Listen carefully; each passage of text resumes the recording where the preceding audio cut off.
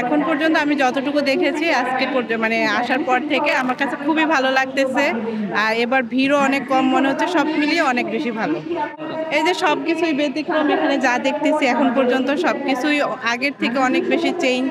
শুভ বৈশাখ, সবার জন্য শুভেচ্ছা। আজকে আমার দিনটা প্রথমে ঘুরবো, এখানে এসে ঘুরবো, ঘুরে বাসায় যে থাকবো, বিকালবেলা আবার ঘুরতে যাব, এসে আমরা আজকের দিনটা উদযাপন করবো। আজকের দিনটা খুবই উৎসব মুখরভাবে উদযাপন করার চেষ্টা করছি এবং মানে অন্যান্য বছরের তুলনায় এই বছর বেশি নিরাপদ মনে করছি। ভালো লাগছে সবকিছু দেখে, মানুষকে স্বতঃস্ফূর্তভাবে দেখতে পাচ্ছি আর খুশি খুশি মুখ দেখলে এমনিতেই ভালো লাগছে। শুভ নববর্ষ। আমি খুব ছোটবেলা থেকে, আমি যখন ক্লাস 2-তে পড়ি তখন থেকে যুক্ত আছি। মাঝখানে মানে কয়েক বছর ছিলাম না, কিন্তু এবছর আবার থাকবো আশা করছি।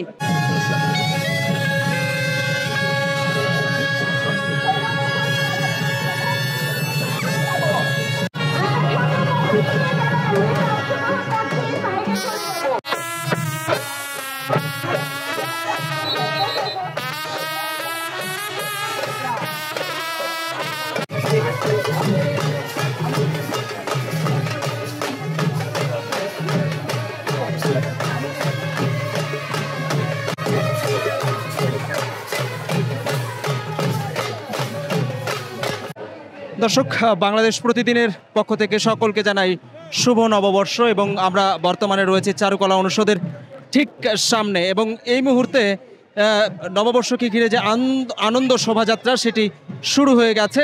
এই মুহূর্তে কিছুক্ষণ আগেই শুরু হলো এবং এখানে বিভিন্ন ধরনের বাংলার যে ঐতিহ্যগুলো রয়েছে, বিশেষ করে ঘোড়া এবং মুখাকৃতিগুলো আমরা লক্ষ্য করছি, এবং পিছনে রয়েছে ফ্যাসিবাদের মুখাকৃতি, এবং আমার সামনে র্যালিটি এগিয়ে যাচ্ছে।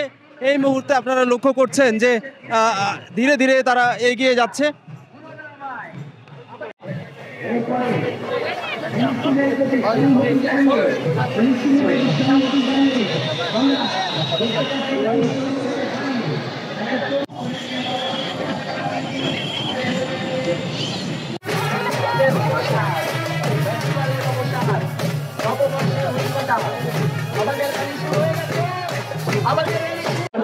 আজকের দিনটা উদযাপন করছি, ভালোই লাগছে।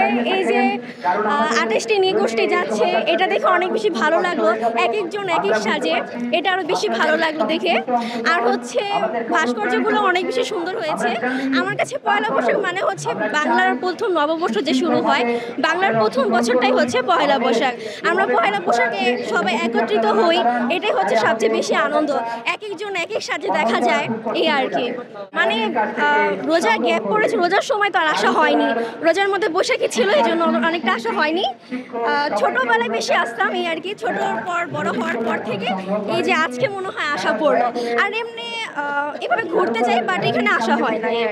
হ্যাঁ, অনেক ভালো লাগছে, বেশি ভালো লাগছে যে 28টি নৃগোষ্ঠী যে গেলো, এক একজন এক এক সাজে। এত বছর পর আবার ওইভাবে ফ্যামিলির সাথে বের হওয়া, এভাবে সকাল সকাল ঘোরা খুবই ভালো লাগে। এভাবে মানে অনেকটা বছর, অলমোস্ট 5 ইয়ার্স পর আমি আবারও এখানে ফুল ফ্যামিলি নিয়ে আসছি, এই যাত্রায় আবার অংশগ্রহণ করছি। তো সব মিলিয়ে খুবই আনন্দের একটা বিষয় আমাদের জন্য। আর নববর্ষ মানেই তো বাঙালি জাতির একটা বিশেষ উৎসব বলে এটাকে। তো এগুলো নিয়ে খুবই ভালো লাগছে, ফ্যামিলির সাথে যেহেতু আসছি তো অনেক বছর। আজকে পুরো বাঙালিয়ানা মেনু, আমাদের বাসায়ও পান্তা ভাত, ইলিশ ভাজা, দেন বিভিন্ন টাইপের ভর্তা, মানে এইভাবে তো খাওয়া হয়। বাট নববর্ষতে একটু স্পেশালিটি থাকে এই জিনিসের, তো আজকে এই মেনুই থাকবে আমাদের। আজকের দিনে যে আমাদের একটা ঐতিহ্য, এই ঐতিহ্য আমি চাই যে যাতে সবসময় এভাবেই থাকে, অ্যান্ড আরও বেশি, মানে বছরে তো চেঞ্জ হয়, বাট এই ঐতিহ্যটা যাতে চেঞ্জ না হয়, কখন এভাবেই থাকে সবসময়। সবাইকে জানাই বাংলার নববর্ষের শুভেচ্ছা। সবার নববর্ষ ভালো কাটুক। আর আমাদের আনন্দ শোভাযাত্রা যে জিনিসগুলো প্রকৃতির হয়েছে, সেটার মধ্যে আমার যদি বলেন যে কোনটা সবচেয়ে বেশি ভালো মানে লেগেছে, সেটার মধ্যে একটা হচ্ছে পালকি, দুই হচ্ছে যে পানির বোতল, আর একটা হচ্ছে কি তরমুজ। আমার সবচেয়ে বেশি ভালো লেগেছে, কারণ আমি এই কয়েক বছরের মধ্যে বলতে গেলে তরমুজ বা পালকি এই জিনিসগুলো তো দেখাই যায়নি।